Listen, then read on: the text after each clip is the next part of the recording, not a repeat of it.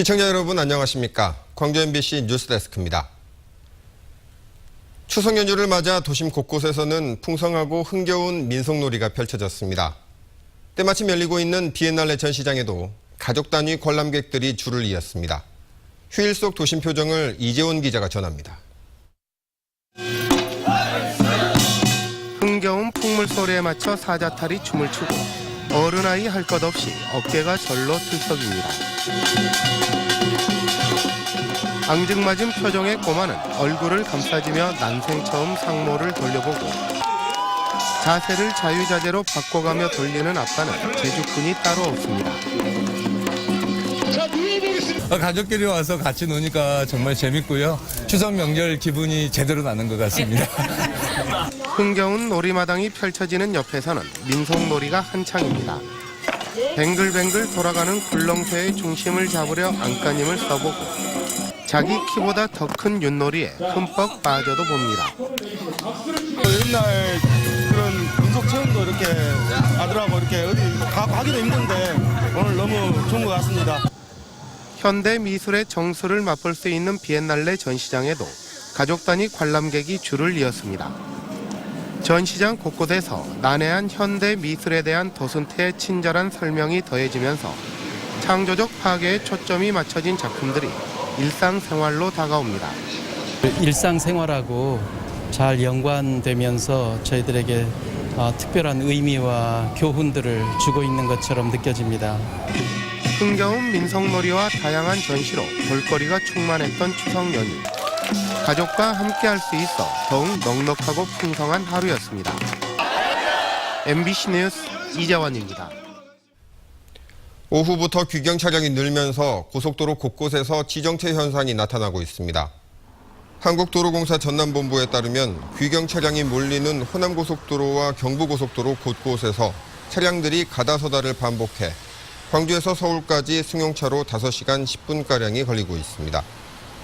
서해안고속도로 역시 지정체가 곳곳에서 반복되면서 목포에서 서서울까지 5시간 30분 정도가 소요되고 있습니다. 도로공사는 고속도로 정체가 자정까지 이어지다 차츰 원활해질 것으로 예상했습니다.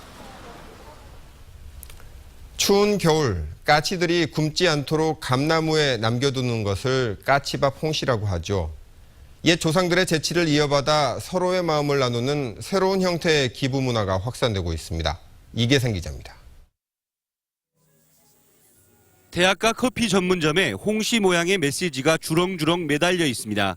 평소 자주 만나지 못했던 친구나 이름 모를 누군가와 커피 한 잔의 여유를 나누려는 것입니다.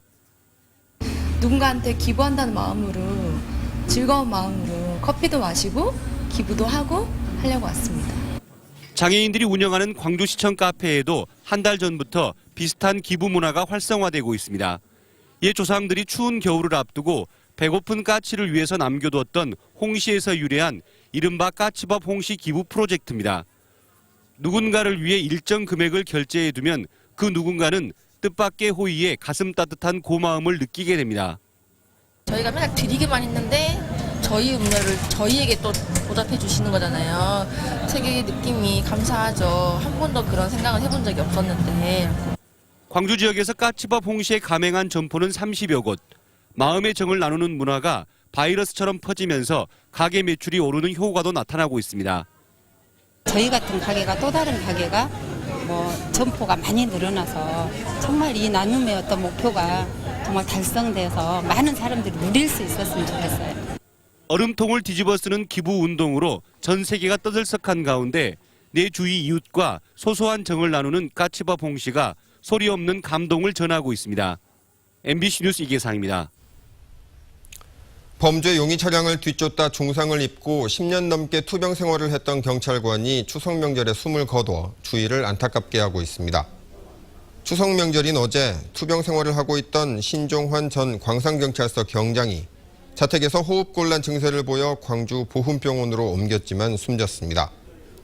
신 경장은 지난 2001년 광산구 삼도파출소 앞에서 도주하던 범죄 용의 차량을 추격하던 중 순찰차가 뒤집히면서 머리를 크게 다쳐 투병 생활을 해왔습니다.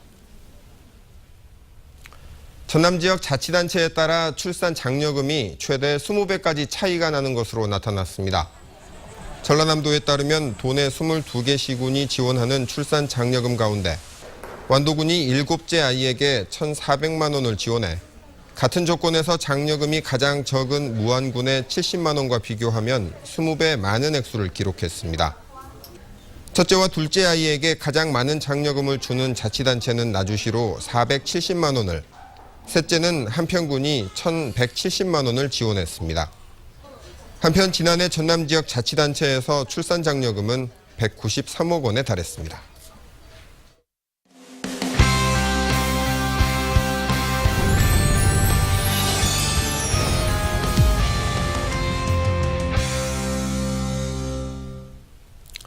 광주 MBC가 창사 50주년을 맞아 선정한 희망인물을 소개하는 시간입니다. 오늘은 광주 연구개발특구에서 첨단 기술기업 1호로 선정된 한 기업의 대표를 소개해드립니다. 정영욱 기자입니다. 광분배기나 광직접 회로 등 초고속 광통신의 핵심 부품을 생산하는 반도체 조립 라인입니다. 이런 것들이 다 신제품이에요. 전남대 교수이자 CEO인 김진봉 대표는 대학 실험실에서 보유한 광통신 원천 기술을 바탕으로 2002년에 창업한 이후 대량 생산을 위한 제품 표준화에 성공했습니다.